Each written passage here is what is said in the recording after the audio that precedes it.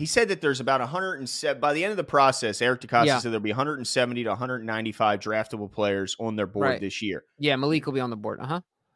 It's interesting you say that because that's a much lower number than we typically hear from them. Usually it's 200.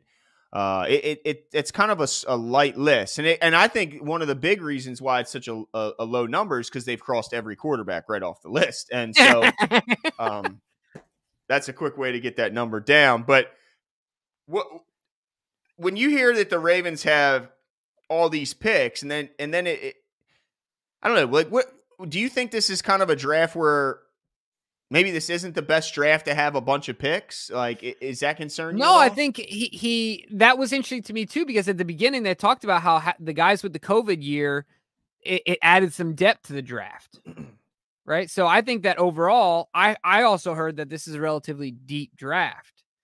And that's kind of how, I mean, I feel like DraftPlex has kind of mentioned some of the same thing, not at every position, but relatively speaking, the draft as a whole, there's a lot of guys there. I think it's more about the Ravens having command based on where they're picking. So like they have 170 because there's not going to be too much of being at the mercy of others. Like you obviously got to wait for your pick, but they're in good positions in every round. Obviously in the fourth round, there's a lot of leverage the Ravens have here, a lot of levers they can pull to get the guy that they want. I think it's about their confidence level of getting the guys that they want, more than the number of guys that they like. Because at the end of the day, if you put 170 up there and you feel you're 100% sure you're going to have a swing at each one of them at the position you feel likely, then why keep adding more?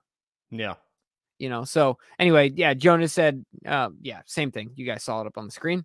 I'm sure I'm sure you guys are literate, but if you're listening, I will read it. If you're on the pod, Eric DeCosta says the Ravens have about 180 draftable players on their board.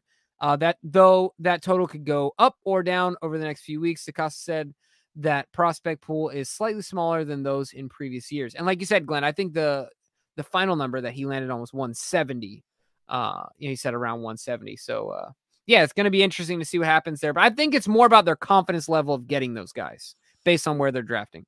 Yeah, and it could also just be the fact of, or the lack of, I should say, top-end quarterbacks is what's causing this draft to look on the outside of being weak when really it's because there's not that big quarterback at the top. Yeah, but I think if you look positionally, I think there's some serious depth here. Yeah, I mean, I hope so, because we need it. Lord knows we need it. If there wasn't, then why would Eric be setting up for this year? He talked about that. He's setting up for this year in the draft. So he has to believe that there's depth here, right?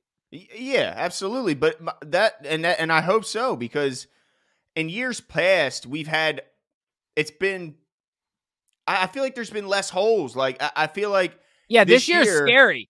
Yeah. We're like Swiss cheese. Yeah, and a lot of big-time veterans that have been kind of staples in the organization are gone, and we're relying, I think, a lot more on younger guys than we have in years past at key positions. It's like entire groups, it feels like. So, I'm just nervous about this draft. I just hope that they nail it. I mean, it just, if you look at their history, some years they really nail it. Other years, like 2019, it's not so hot. I mean, you look at what they did in the next year. So in 2019, I mentioned Marquise Brown, Jalen Ferguson, Miles Boyce Hill, Ben Powers, Iman Marshall, Dalen Mack, and Trace McSorley. Yeah. I mean, it's really bad outside of Marquise Brown. It's really bad. But then the next year, it's kind of the opposite, because some people would say that their first round pick is the biggest underachiever of all of their 2020 picks, and Patrick Queen being number one. But J.K. Dobbins, number two. I don't think anyone's complaining there. Justin Metabike at number three. Devin Duvernay in the third round, who was an all-pro return man last year. Malik Harrison, I think I know there's a couple guys in the comments that had some pretty high hopes on him. And although he did shoot himself, he really, before that, or he got shot. He didn't shoot himself. He got shot. But even before that, he wasn't necessarily tearing it up on the field. And then Tyree Phillips after that, Bredesen, Broderick Washington, James Prochet in the 6th round, and then Geno Stone in the 7th round. Say what you want about Geno Stone, but the guy has made plays, and for a 7th round pick, he's made a hell of a name for himself for a 7th round pick. 100%, man. I that draft was an absolute home run, right? And it's Mhm. that wine is aging well, not like milk, but much more like wine. So, Yeah. yeah, I couldn't agree. I couldn't disagree, or I couldn't agree more with you. I think DK's got another tweet up here. I think it has to do with the depth of the draft, if I'm not mistaken. Oh yeah, this really speaks to Yeah. the defensive line. Eric DaCosta on rebuilding the defensive line. We have a lot of work to do, and Michael Pierce, of course, was one part. The Ravens see early and mid-round prospects who can come in right away and contribute. Look, Glenn, I'm not a draft expert, and that's why we have DraftPlex on, who is the most accurate drafter among draft experts. And if you guys go back and watch those shows, he spoke to this being the position where the Ravens can most likely get the best value at 14. Yeah. Because it sounds like we're going to be out of the bidding for the 1A guys, for the tackles, the corners, the safeties. Pass rushers. Yeah, pass rushers. Well, there's really only one safety, but yeah. Yeah. So at the end of the day, it's going to come down to these guys and when the run starts, and I think the Ravens are in solid position to do so. So it's going to be really interesting. We'll do a ton of mock drafts, but I don't see myself moving. I think that they go with a defensive lineman in the first round.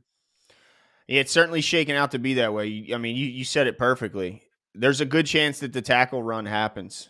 And so that they're not going to shoehorn in a guy because they're needy at tackle that doesn't really justify the 14th pick. And the same could be said. I mean, the run on edge rushers, I think, is going to be pretty big time too in the top 10.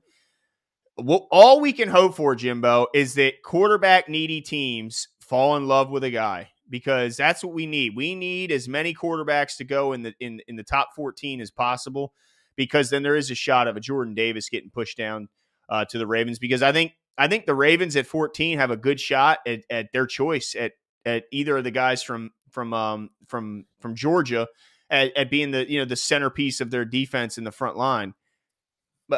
But also, I wouldn't be like if Kayvon Thibodeau starts to slide. That's like the type of guy that I could see him jumping up for.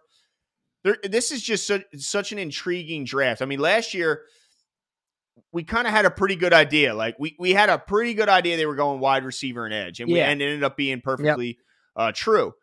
This year, I could see him going tackle, edge, interior. I could see him. I mean, corner. Like if one of those elite guys slip.